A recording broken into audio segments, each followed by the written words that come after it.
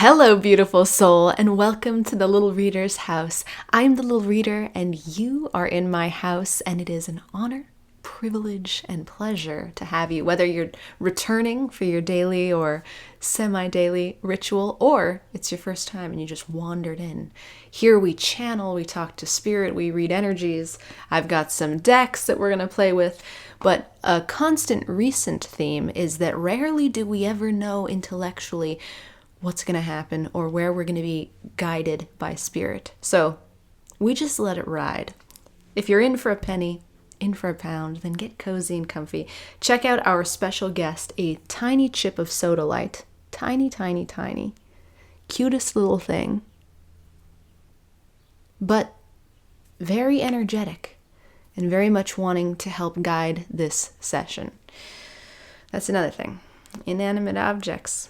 Not so unintelligent as we may think. So let's get grounded. I'm going to take a few deep breaths, and I invite you to do the same.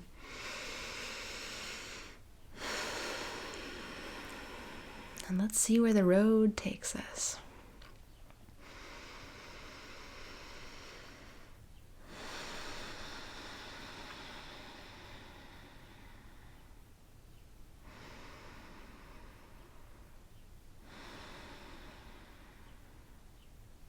History and heritage coming through. I don't know how they'll reappear in this session, but do you have something on your energy field, whether it's mind, heart, or body, about history and heritage, my sweet friend? Is there something having to do with where you've been and where you're going? Releasing a pain of the past, a memory specifically. A memory of an identity. There's something more to that. Just because you can remember who you were once doesn't mean that you're supposed to be that person right now. Dolphin.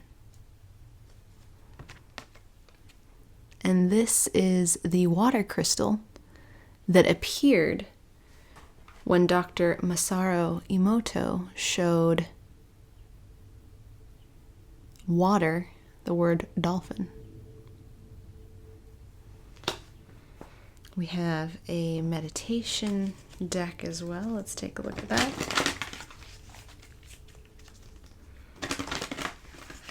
Whoop. 2 cards fallen out.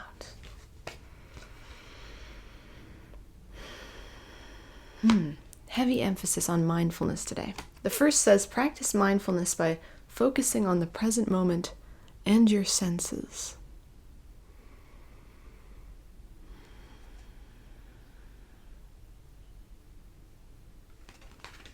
And the second says, imagine a whiteboard in your mind and try to clear it of all thoughts and distractions.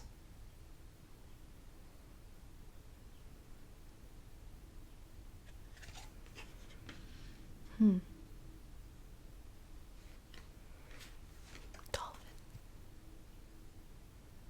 I don't know too much about dolphins.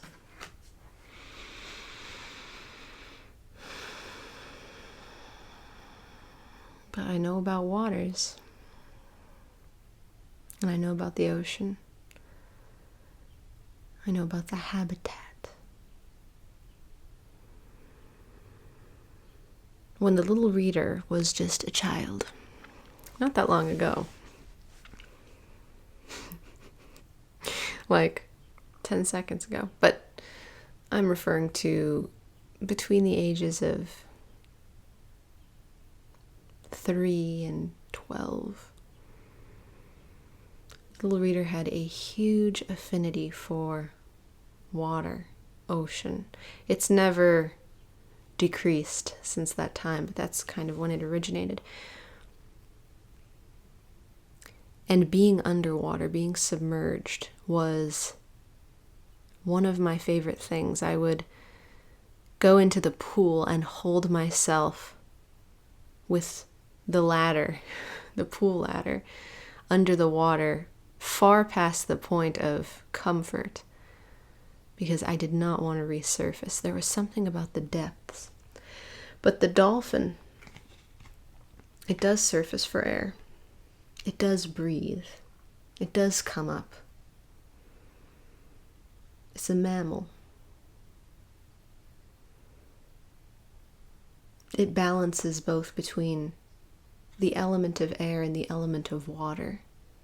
That's thought. That's mind.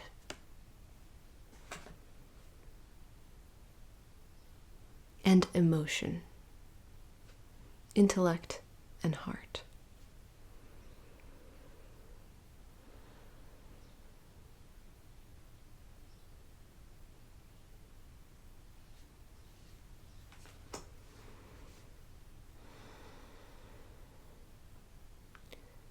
For many, there's been recent contemplation about who you are.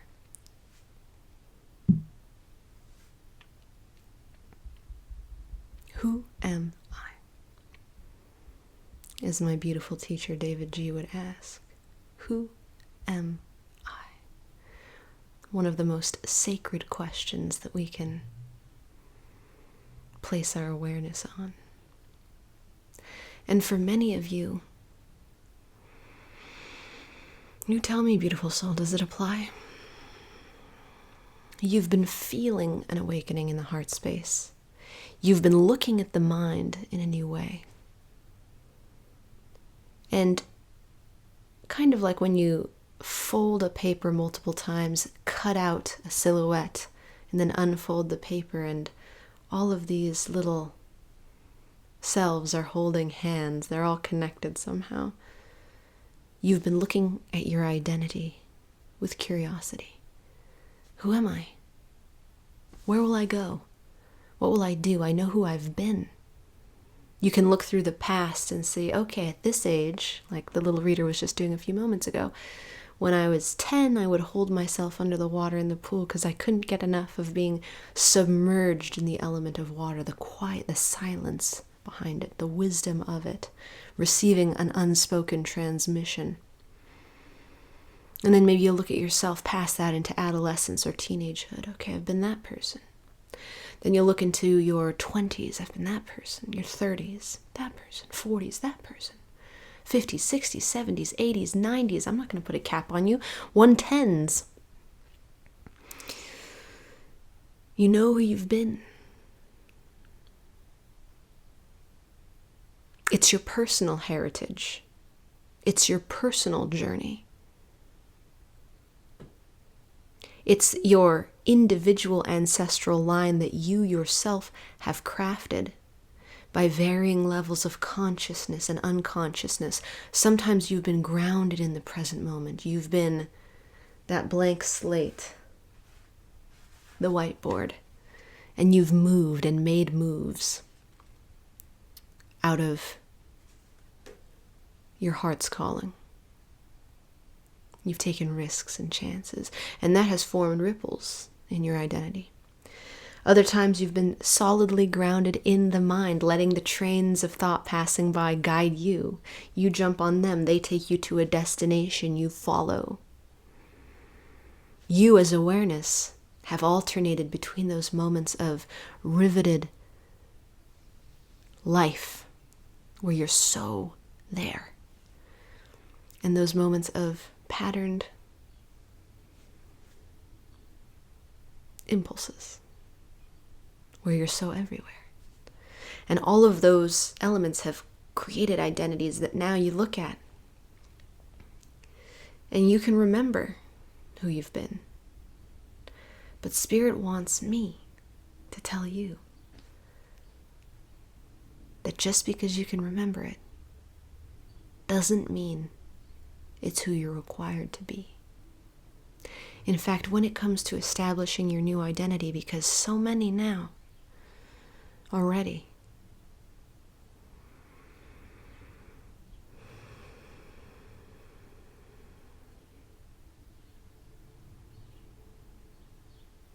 can it be fun? Can it be jolly? Can it be joyful? Can it be simple? Can it be true? Can it be flexible? Can it be gentle on yourself? Can it be heart-led? With this dolphin splashing out of the water for oxygen and then diving back into the depths. Not only is there an element of play coming through, but there is that balance we spoke of. You can allow your identity to take shape in your mind. You can see it as colors and images, as a wardrobe, as a style choice, as a behavior, as a boundary, as a redecoration of your space. You may see it in terms of persons, places, things. You may intellectualize your identity. But even as you dive up for air, when you dive back down into the depths, can it ring true? Can it reflect the truth of you, not just at the moment that it's established?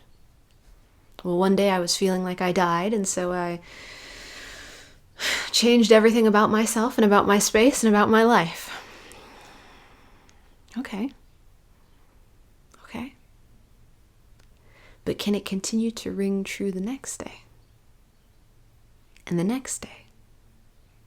And the next day? Spirit is asking, beautiful soul, if your new identity can ripple and flow moment to moment. Breathe in the realm of mind when it needs air. And swim in the realm of heart when it needs home. And alternate between the two. It's reminding me of a strand of DNA or an undulating wave.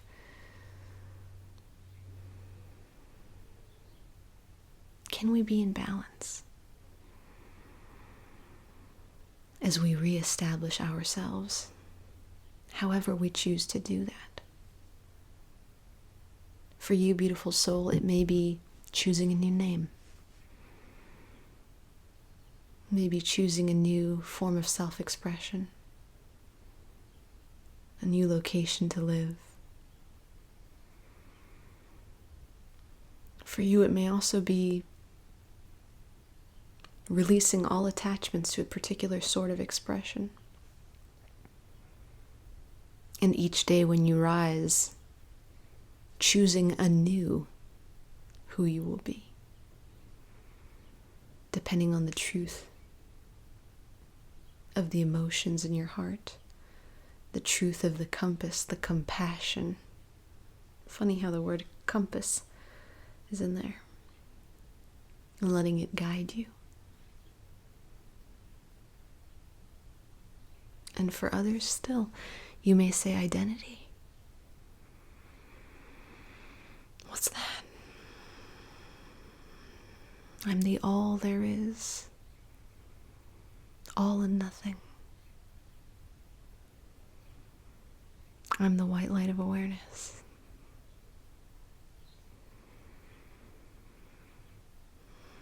My expression is the breath. My truth is the moment.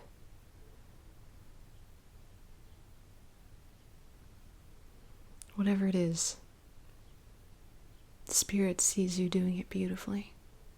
Allowing it beautifully, being it beautifully. It. What you have been working toward becoming now becomes you. It becomes you in a flattering, magnetic, beautiful way. It's your time, beautiful soul. Your courage has paid beyond what you can imagine. So breathe. Follow the compass. Celebrate the connection to the collective mental realm. And play. For you get to choose your identity. Until we meet again, beautiful soul, I am sending you all the love I've got. Always more. Never less, because you are so very worthy of it. You are it. And I love you.